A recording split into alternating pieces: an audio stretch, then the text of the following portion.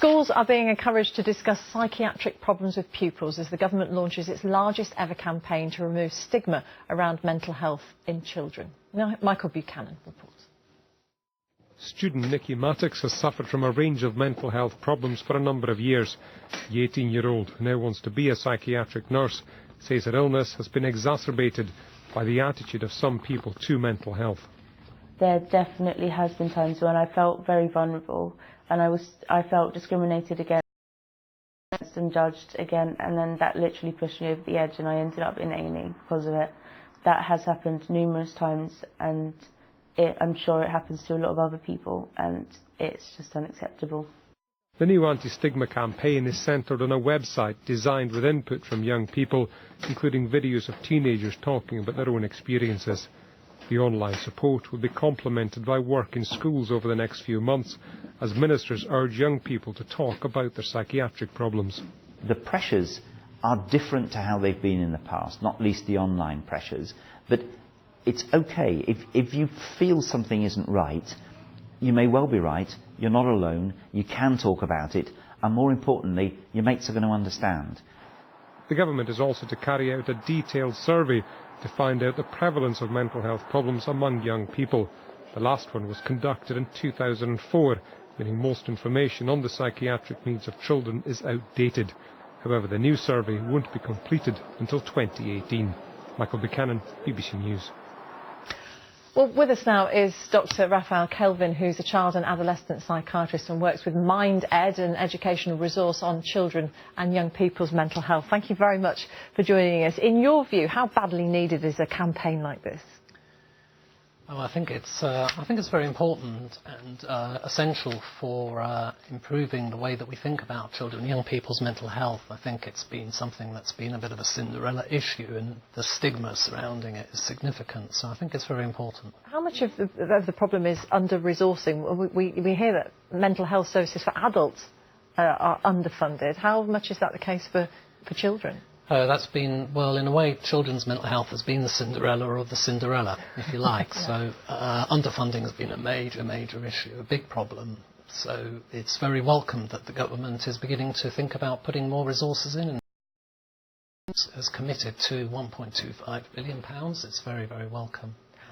How skilled are practitioners at recognising behaviour which might be indicative of a mental health problem in young people? So, well, obviously skills vary across the spectrum, but one of the problems with young people is that people tend to have a bit of a preconception that young people are going to be happy and they're out playing and they're, with their friends and so forth. Why would they have a mental health problem? So they need to be skilled up in that, and the MindEd portal that you mentioned at the beginning is part, but also the Time to Change campaign and decreasing stigma and so forth is also another very, very important part of educating people, informing people and helping people to be empowered to look out for the signs and symptoms that might indicate a problem. What are those signs and symptoms then that we shouldn't dismiss as, oh, it's hormones, they're teenagers?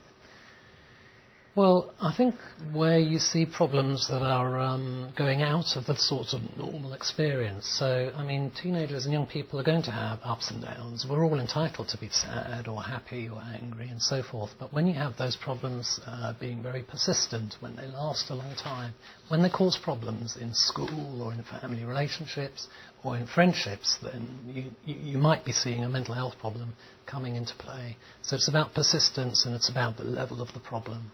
Teachers spend a lot of time with their pupils and they might be very well placed in some respects to spot issues, but how fair is it to expect that of them? It's a big responsibility on top of everything else they've got to do. I think we need to be very careful. We very much want to welcome teachers into spotting and being aware of these problems and helping these problems in good time, because attainment and education is going to be problematic for kids who have mental health problems.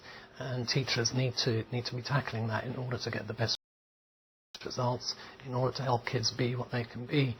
But they can't all become therapists, and we talked about that at the launch today. I think that's very important.